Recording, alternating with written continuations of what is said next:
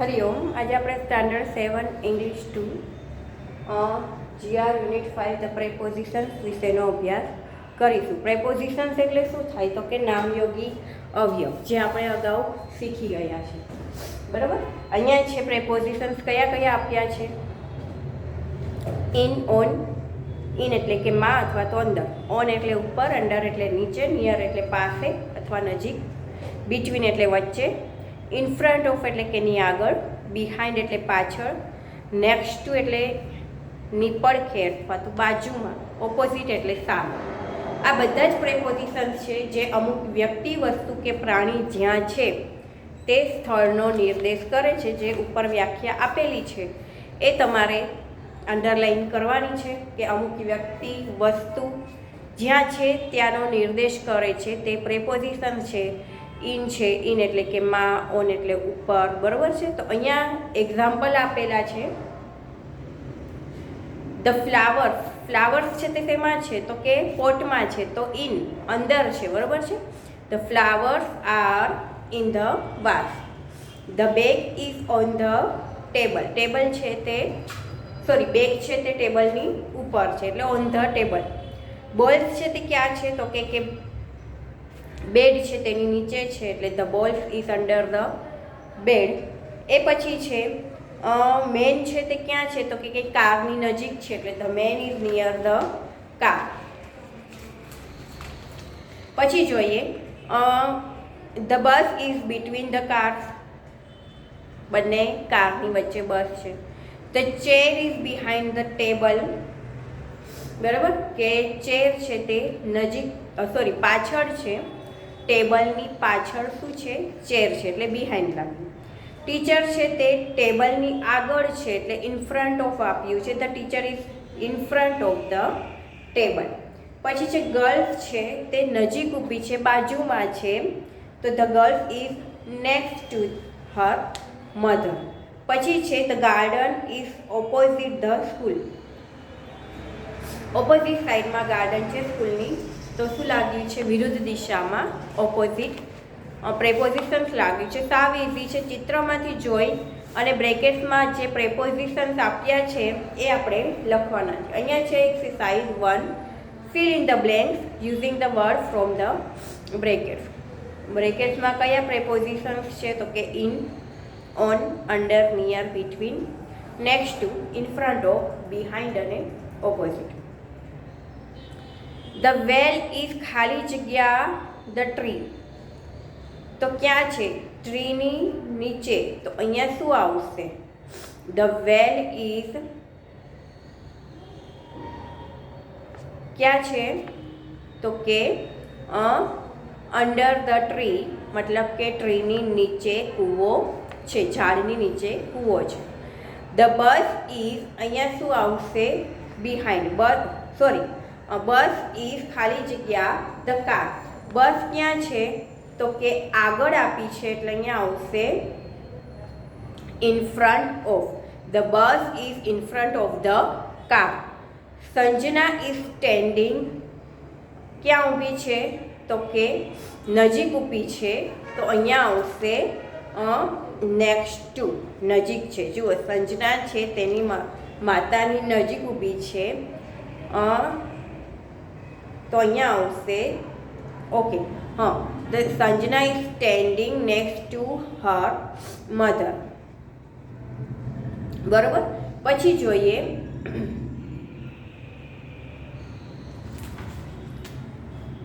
The boy is, boy ક્યાં છે તો કે ડોર છે તેની પાછળ છે, તો અહીંયા કયો લાગશે behind. The boy is behind the door. પછી છે બુક છે તે બેગની અંદર છે એટલે અહીંયા પ્રેપોઝિશન્સ લાગશે in. The book is in the bag. એ પછી નેક્સ્ટ જોઈએ તો કેતકી છે તે ક્યાં ઊભી છે તો કે સાયકલની નજીક ઊભી છે. Ketaki is near the bicycle. સાતમું છે બોલ છે તે ટેબલની ઉપર છે એટલે અહીંયા પ્રેપોઝિશન્સ લાગશે on. The ball is on the table. The bench is ક્યાં છે તો કે સ્કૂલની ઓપોઝિટ સાઈડમાં છે, તો અહીંયા આવશે the bench is opposite the school. The house is ખાલી જગ્યા ધ ટ્રી. તો અહીંયા શું આવશે? The house is near the tree. નજીક છે એટલે નિયર, બંને બાજુ બાજુમાં છે, બરાબર. પછી છે ધ ટ્રેક્ટર ઇઝ, શું આવશે? તો કે in front of the house. House પાછળ છે એટલે કે ટ્રેક્ટર આગળ છે, in front of the house. The cupboard is ખાલી જગ્યા ધ ચેર. કબોર્ડ છે તે ચેરની પાછળ છે એટલે અહીંયા આવશે behind the chair. The girls is, શું આવશે? અહીંયા આગળ છે તો કે in front of the curtain. The apples are on the basket.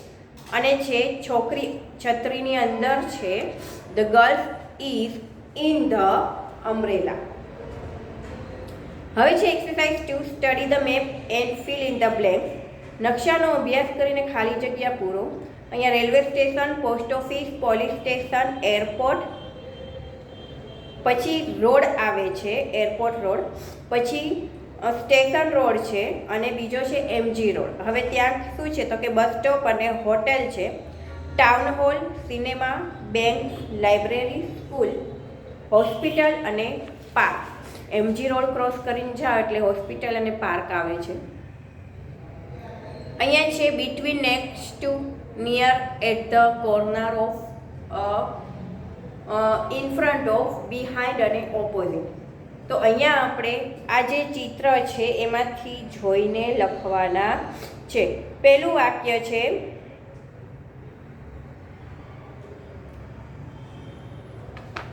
કે ધ બેંક ઇઝ ખાલી જગ્યા MG road and airport road.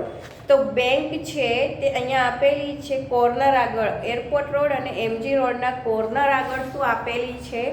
Bank. તો અહીંયા કયું આવશે? Corner. The bank is corner, sorry, at the corner of MG road and airport road. Railway station છે તે ક્યાં આપેલું છે? તો કે રેલવે સ્ટેશન ઇઝ ખાલી જગ્યા the post office.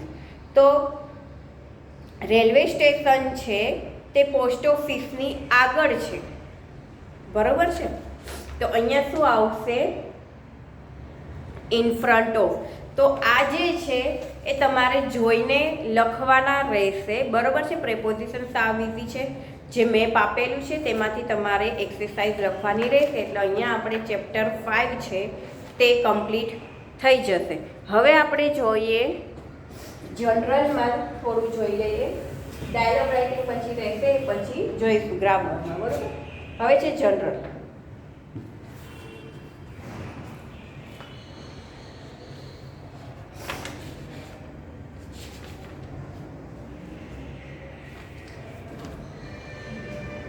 GE chapter 31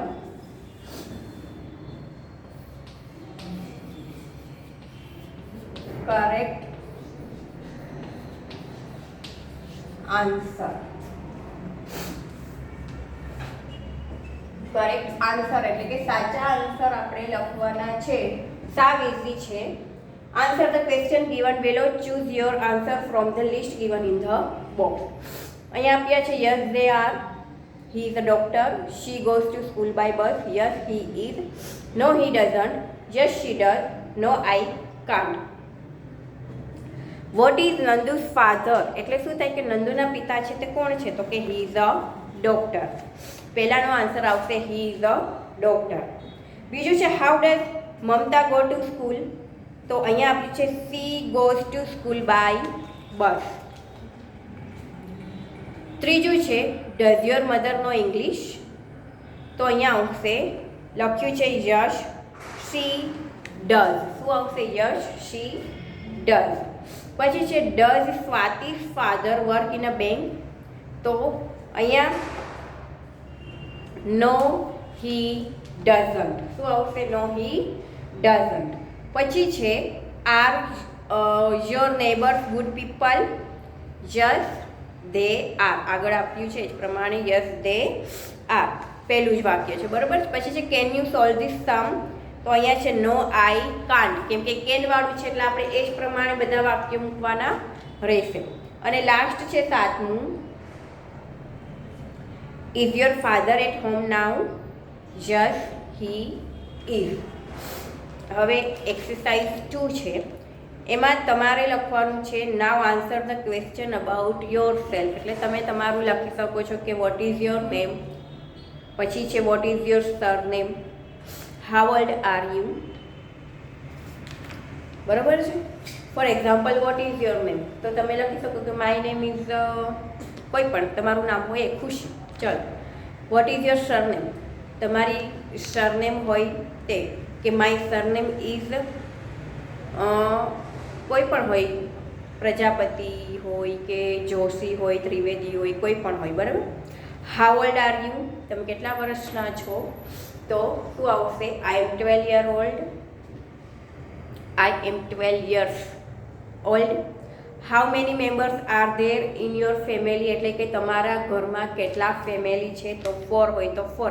There are 4 members in my family, અથવા there are 5 members in my family. Which is your favorite game? તો જે પણ હોય, બેડમિન્ટન, કેરમ, ક્રિકેટ, કાંઈ પણ હોય તમે લખી શકો. બરાબર છે. Carrom is my favourite game, badminton is my favourite game, કોઈ પણ લખી શકો.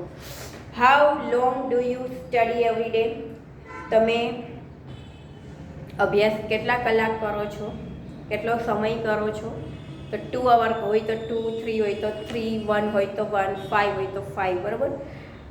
તો કે I study 2 hour every day. પછી છે is your school near your house, તમારી સ્કૂલ તમારી ઘરની નજીક છે. યસ હોય તો યસ, નો હોય તો no. Yes my school is near my house. No my school is not near my house. Do you get up early in the morning?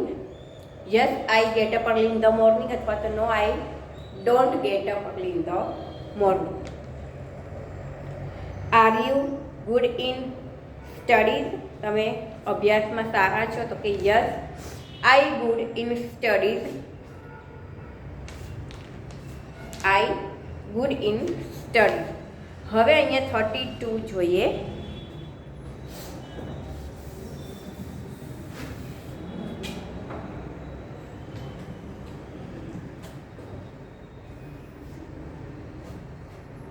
One word for many.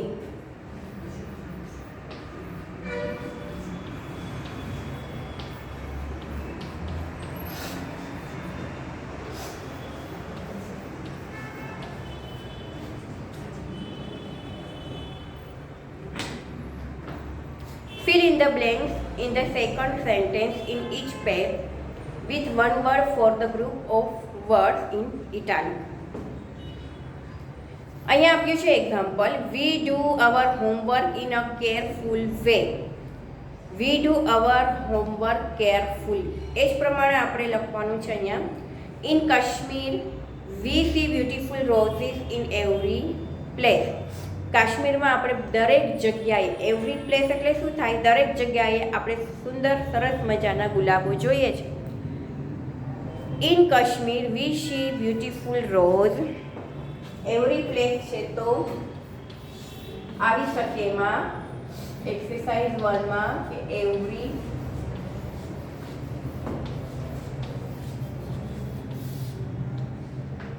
WHERE ખાલી જગ્યામાં everywhere, અમે દરેક જગ્યાએ જોઈ શકીએ છીએ. We must help the people who can not see anything. એટલે શું કહેવા માગે છે અહીંયા, તો અમે આપણે એ લોકોને મદદ કરવી જોઈએ કે જે લોકો કંઈ જ જોઈ શકતા નથી. હવે જે લોકો નથી જોઈ શકતા એને ઇંગ્લિશમાં શું કહેવાય? Blind. V must help the BLIND blind, બરાબર, પીપલ. એટલે આપણે જે લોકો નથી જોઈ શકતા એ બ્લાઇન્ડ પીપલને મદદ કરવી જોઈએ. There is nothing at all in that room. એટલે કે આ રૂમમાં કંઈ જ નથી. ધેટ રૂમ ઇઝ કંઈ ન હોય એટલે કે ખાલી હોય. બરાબર. તો આપણે શું કહેવાય? ત્રીજામાં શું આવશે? કંઈ જ નથી, ખાલી છે રૂમ. તો ખાલીને ઇંગ્લિશમાં શું કહેવાય? એમ્પ્ટી.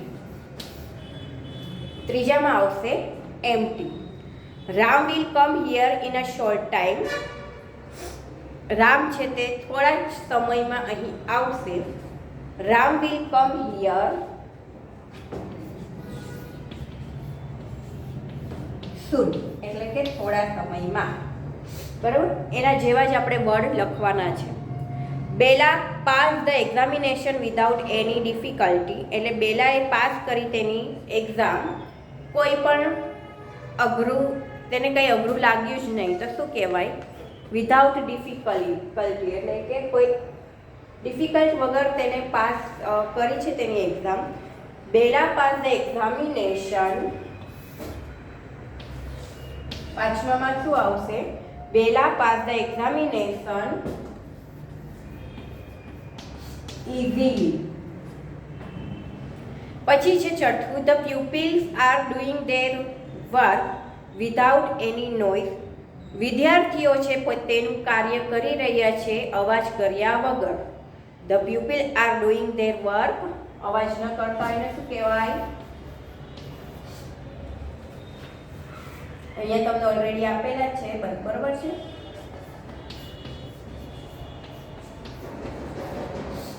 સાયલેન્ટલી તમને ઓલરેડી નીચે આપેલા છે. પછી છે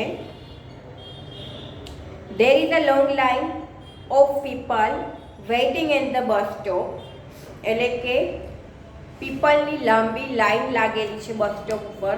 તો આપણે લખીએ તો અહીંયા લખેલું છે કે ક્યુ, ક્યુ એટલે હરોળ થાય. શું થાય તે યાદ રાખજો, સ્પેલિંગ પૂછાઈ શકે છે. QUEUE, ક્યુ એટલે કે હરોળ. તો અહીંયા આવશે there is a long queue at the bus stop. આઠમું છે we visited a place where bread and biscuit are baked.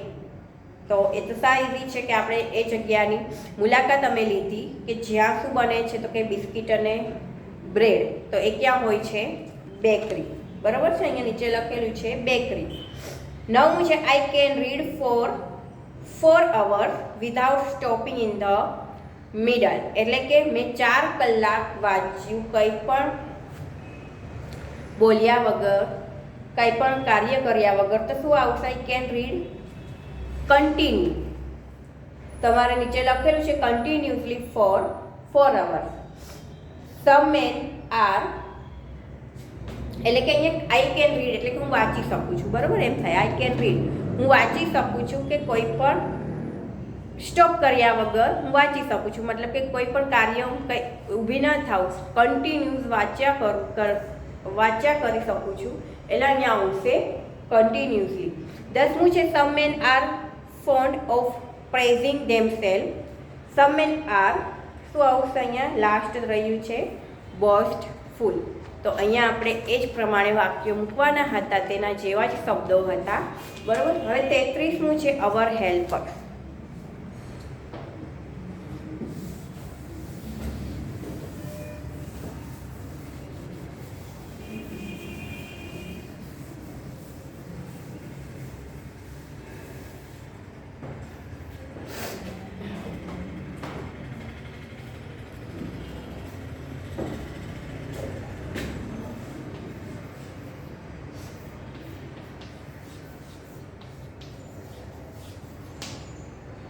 Hour helper એમાં છે look at the picture and write what each of the following helpers does or max.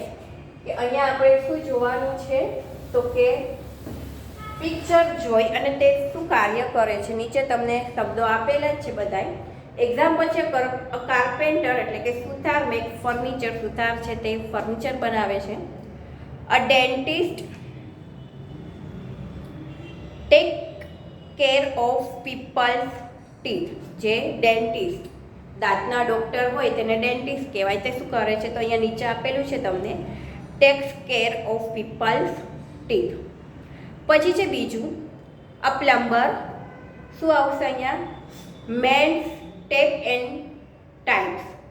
બરાબર, mend taps and pipe, મતલબ કે તે pipe હોય તેને સાંધી શકે છે પ્લમ્બર. અ સ્કલ્પટર, અહીંયા શું આવશે? કાર્વ સ્ટેચ્યુ, કે જે સ્ટેચ્યુ જે છે, જે મીણના જે કહેવાય છે તે સ્ટેચ્યુ તે કોતરણી કરી શકે છે, તે બનાવી શકે છે. કોતરણીકાર કહેવાય ને, કે તે બનાવી શકે છે. અ બ્રિકલેયર્સ શું આવશે આમાંથી? તો કે બિલ્ડ વોલ, એટલે કે તે દિવાલ છે, તે કડીઓ છે, તે દિવાલ ચણી શકે છે, એટલે અહીંયા આવશે બિલ્ડ વોલ. શેપર્ડ શું આવશે અહીંયા? Tends a flock of sheep. અને લાસ્ટ છે અ કોબલર, એમાં શું આવશે? Repair shoes. કોબલર શું કરે? તો કે રિપેર શૂઝ. સાવ એટલે સાવ ઇઝી ચેપ્ટર બધા જ આપેલા છે. હવે છે લાસ્ટ 34 ધ હોર્સ. ઘોડાનું છે. તમને ખબર હશે કે હોર્સ છે તે એકદમ ઝડપી પ્રાણી ગણવામાં આવે છે રેસમાં. જુઓ, એક રીતે વાઇલ્ડ એનિમલમાં હોર્સ શું આવશે? તો કે ચિત્તો, જે ઝડપી પ્રાણી છે, બરાબર છે, ઝડપથી તે દોડી શકે છે. આમાં શું આવશે? હોર્સ. જ્યારે રેસ લગાવે છે ત્યારે ઘોડો જ લે છે. રેસમાં ઘોડાઓની જરૂર પડે છે, ચિત્તાની જરૂર પડતી નથી. તો અહીંયા એક ઘોડા વિશેનો આપ્યું છે કે ઘોડો શું કઈ રીતે રહે છે, રેસમાં એને લે છે, એ શું ખાય છે, ક્યાં રહે છે, બરાબર છે, લોકો છે તેની સવારી કરી શકે છે. અને તે પેરેગ્રાફ ઉપરથી ક્વેશ્ચન છે, પેરેગ્રાફ ઉપરથી ક્વેશ્ચન આપેલા છે, તે કરવાના છે. અહીંયા છે રીડ ધીસ કેરફુલી. ખાલી હું પેરેગ્રાફ વાંચી લાવું છું, પછી તમારે તમારી જાતે કરવાનું છે. છેલ્લું ચેપ્ટર જે છે, બરાબર છે, એ તો હું પછી તમને કરાવી દઈશ.